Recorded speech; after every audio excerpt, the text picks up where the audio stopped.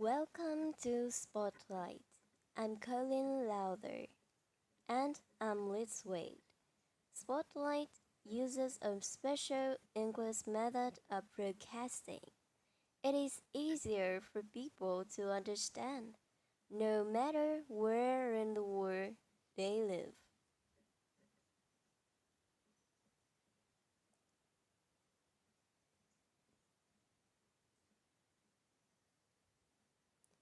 Think of an event in your life that you remember very well.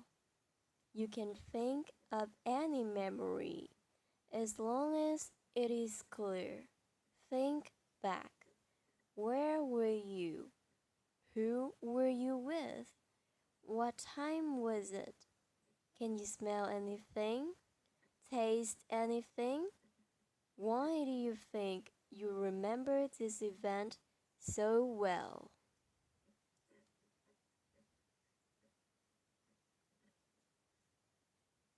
Memory is strange. Sometimes a person might remember something that is extremely important to them. At other times, she might remember a fact that does not matter at all. It might be difficult to learn something she wants to remember, like an English vocabulary word, but this does not always have to be the case. There are actually special methods that you can use to improve your memory. Today's spotlight is on how to use your memory to remember anything.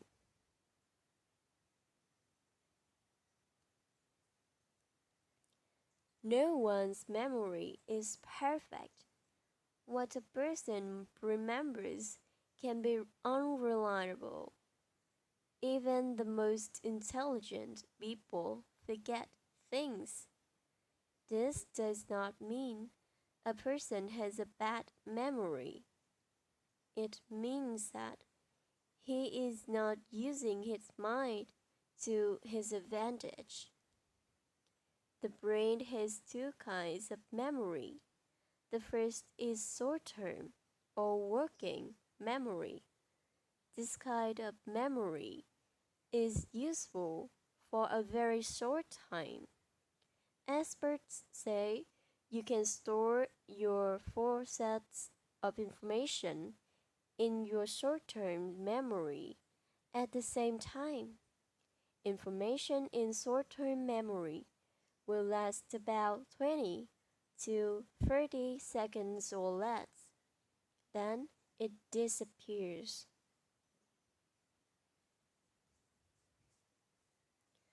The second kind of memory is long-term memory. Long-term memory is what people usually think of when they say they have memorized something. Memories in the long-term memory stay. A person can remember them again and again. These are memories like the names of people you know, how to do a task, or memories from a special event from a long time ago.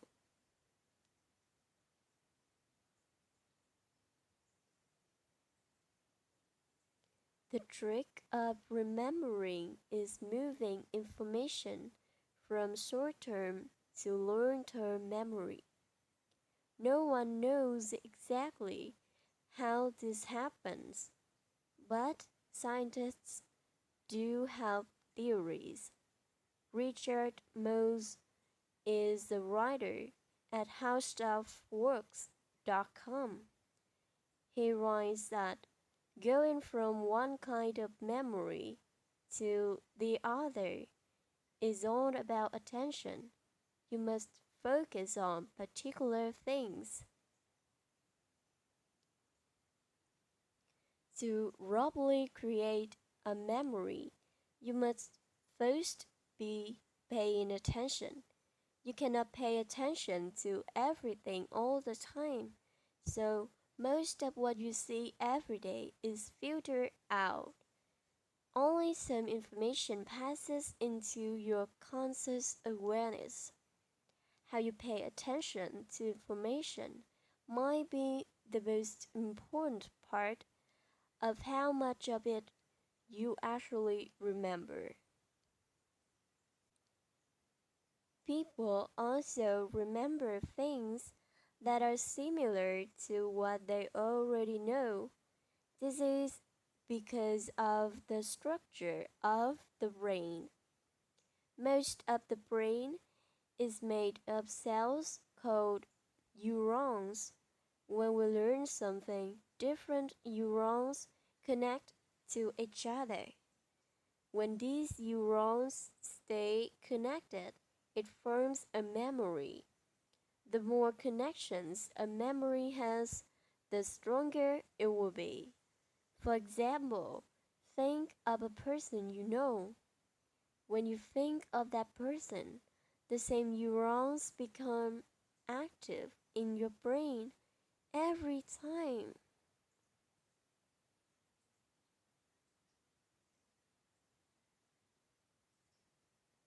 Memories can also link to other memories, making them stronger still. This is why memories with mutable senses last longer. For example, a memory where you experienced something by hearing, tasting, and smelling might be very strong because you used more senses in the experience. These memories connect different parts of the brain. Think of the person you just remembered. Do you remember what their laugh sounds like? Do you remember the sound of their voice?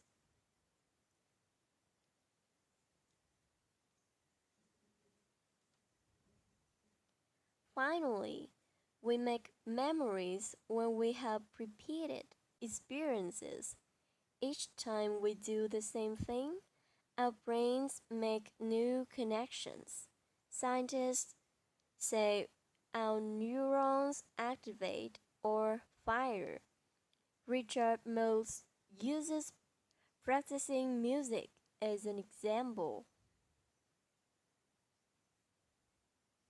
If you play a piece of music over and over, certain cells in your brain fire repeatedly in a certain order. This makes it easier to repeat this firing later on. The result, you get better at playing music. You can play it faster with fewer mistakes. Practice it long enough and you will play it perfectly. Practicing or repeating information is one of the most popular methods of remembering. If a person has vocabulary words, they are using this method. But this is not always the best way to memorize. There are many methods which use the other ways we remember or combine them. Another memorization method is called a mnemonic device. One well known mnemonic device is called an acronym. Acronyms are helpful in memorizing words. To create an acronym, find a list of words you would like to memorize. It is usually helpful if there is something similar about them. Then take the first letter from each word. Organize those letters into a word or phrase.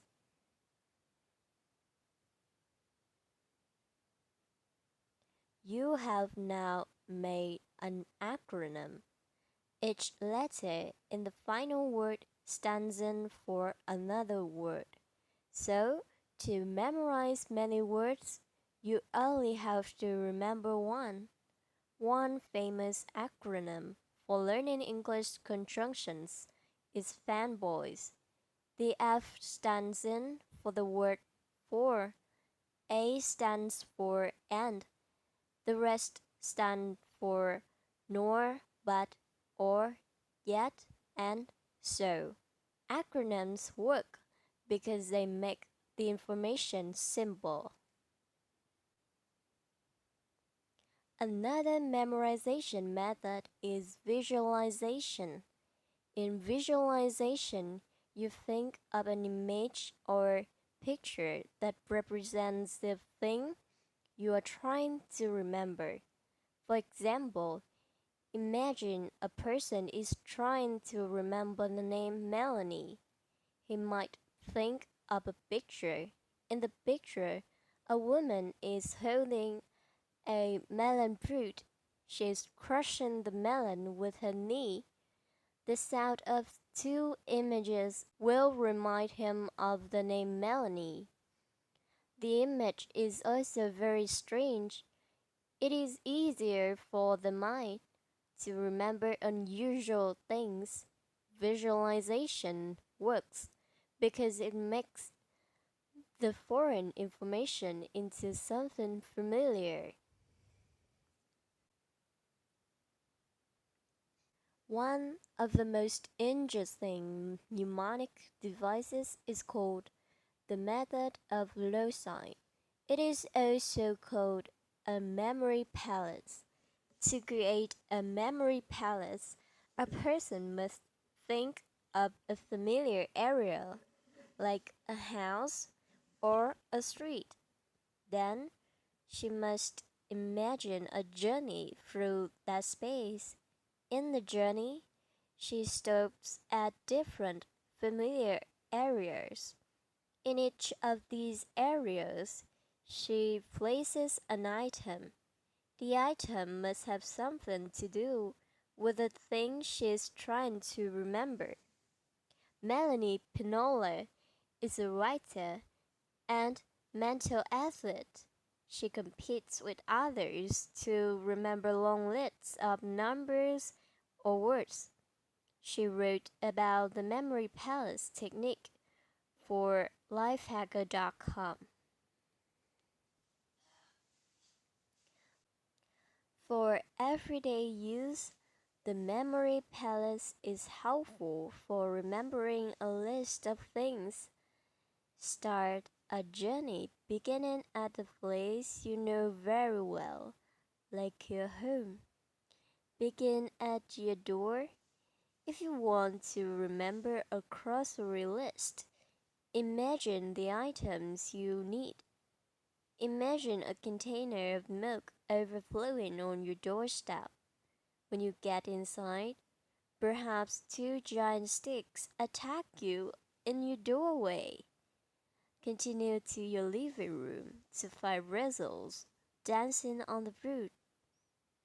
Again, the more movement, strange experiences, and senses you put into your memory palace, the better for your memorization.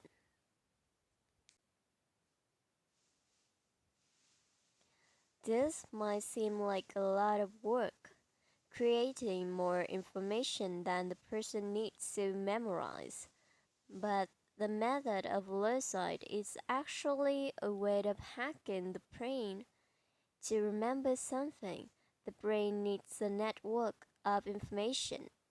Without this network, the memory will fade quickly. The method of Loci created a new network.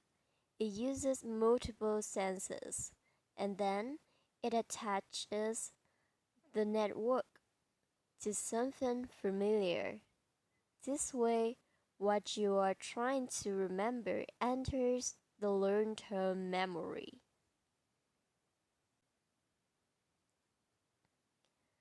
There are many more mnemonic devices, but most memory methods involve one of these three steps. Make a symbol, visualize it, that is, imagine you can see it in your mind. Connect the information to something you already know. If you can master these simple tips, you will be able to remember huge amounts of information. What would you memorize now? Do you have any special ways you remember things? What are they? Will you try a new method? You can leave a comment on our website at www.spotlightenglish.com. You can also find us on YouTube, Facebook, Instagram, and Twitter.